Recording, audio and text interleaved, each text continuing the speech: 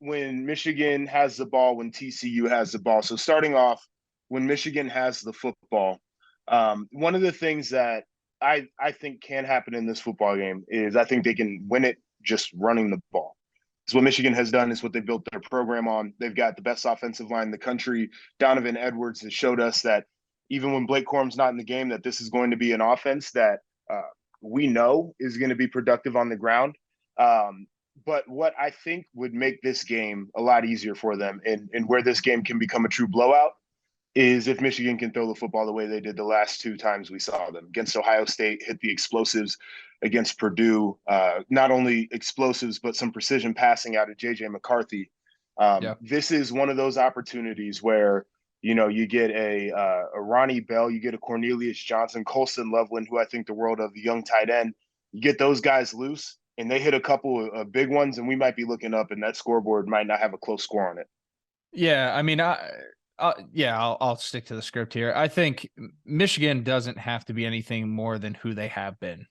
I think that this matchup in particular is what they wanted, and I think is what this team needs, especially with a young kid at quarterback who has played in some big games, but in the grand scheme of things, comparing him to the other guys and comparing his resume to the other guys hasn't really. And being able to come in, get your feet wet against a team that, like you said, you should most likely dominate on the line of scrimmage, and take that load off of JJ for sure.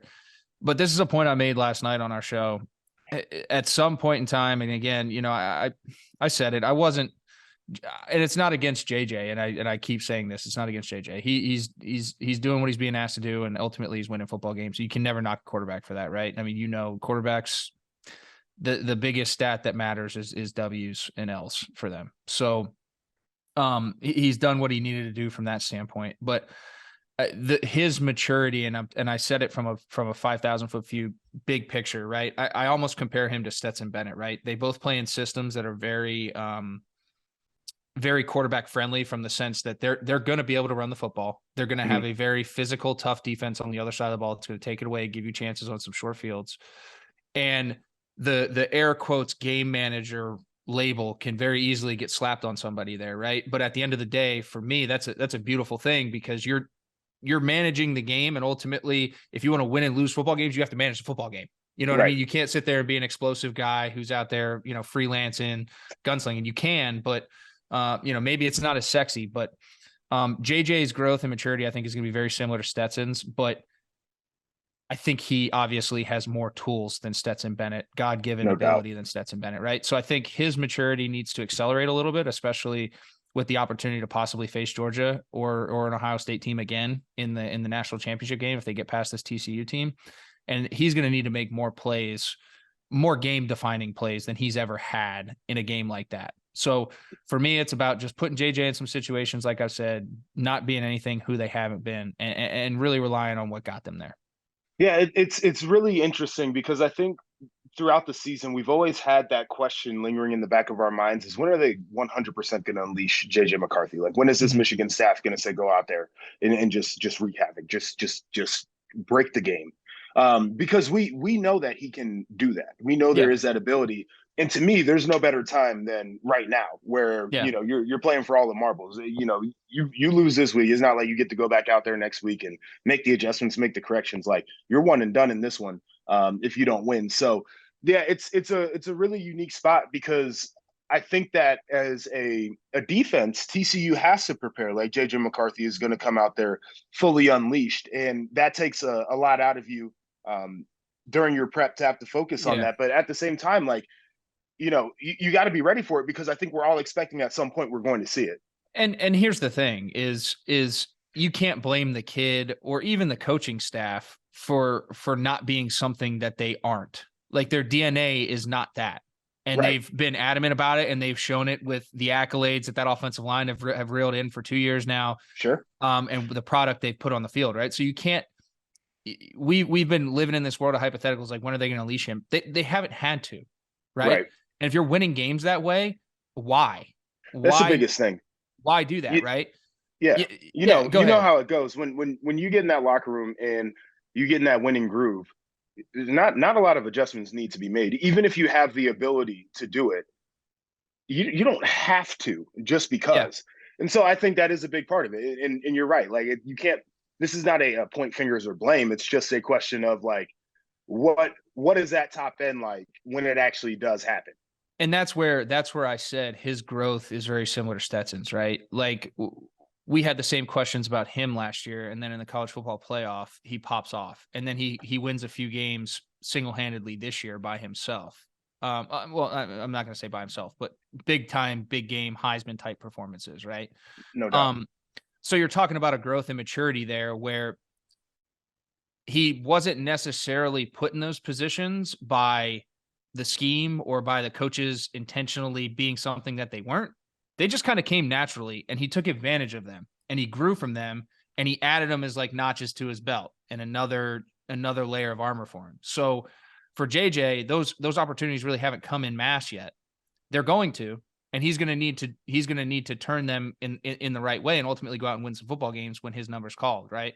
And I think that's ultimately why the Michigan staff went with JJ McCarthy is the top end in terms of ability to do that was Right. there even more so than Cade McNamara.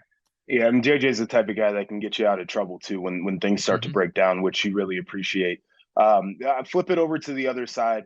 When TCU has the ball, the one thing that I'm looking at is I think we all got a really close look in at Max Duggan in the Big 12 championship game. That guy is a freaking fighter. I mean, Straight up literally, warrior, dude. yes, to the very end of the game. I was shocked he didn't get a chance to win it himself, keep the ball in his hands in that Yep. situation. That's neither here nor there. And then looking at his post game press conference after that one, the emotion that he displayed, like this guy, those are the types of guys that you can't just count out. Like as confident as we feel, and Michigan is favored by 7.5 points in this football game. As confident as we feel about Michigan to win this game, when you have a guy like Duggan playing quarterback, you simply cannot count a team out. The other thing that I think I'm not going to say nobody, people are not talking about enough with this TCU offense is they want to go out there with balance. And I think that's important. They have a wide receiver in Quentin Johnston, who is going to be a first round pick.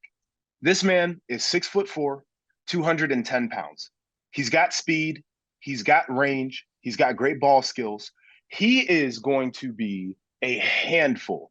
And where this TCU offense has been extremely explosive is Duggan drops back and he puts that thing up in the air like a rainbow, and Johnson's got an opportunity to go up and get the football.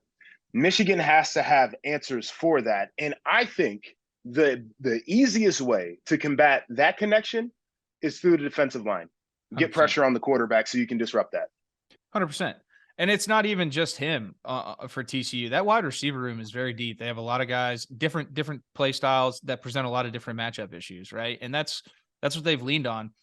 And, you talk about slow starts. Both these teams have showed slow starts. So I think for TCU specifically, they need to be hoping that Michigan starts a little slow, a little rusty, a little groggy on offense.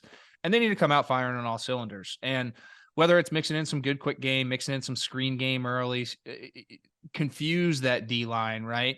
And you need to take advantage of the opportunities when they get there. George Whitfield asked me this question last night. He said, does TCU need to empty the bag?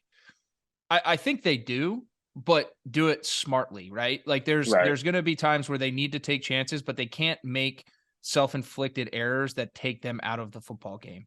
So you have to have a fine balance of doing that, because ultimately they're a really good football team. They're in the college football playoff. They've won a lot of tough games against a lot of tough teams, and they can rely on that. They have a backbone too. All four of these teams have a backbone. They have an identity. They know who they are.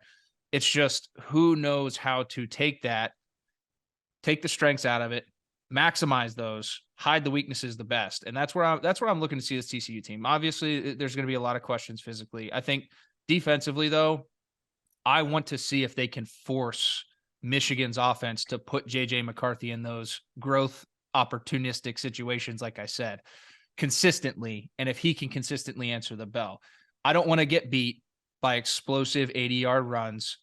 I want to get beat by JJ McCarthy and not, let's go zero all out. Like I want JJ McCarthy to dice me up for 4 quarters consistently. If he does, tip the cap, shake hands, You got us. You were better than us. But that's what I'm going to be paying more attention to, because I honestly, like you said, I'm not worried about TCU's offense as long as 15's on the football field. He's a flat out warrior. The type of guy, like you said, that can rally a locker room. Guys are going to play for him. He's going to elevate everyone's play around him simply by his presence, demeanor, and attitude and play. So as long as he's on that football field, the offense, I think, has a chance. Defensively, though, is where I want to see TCU make some strides and make a statement.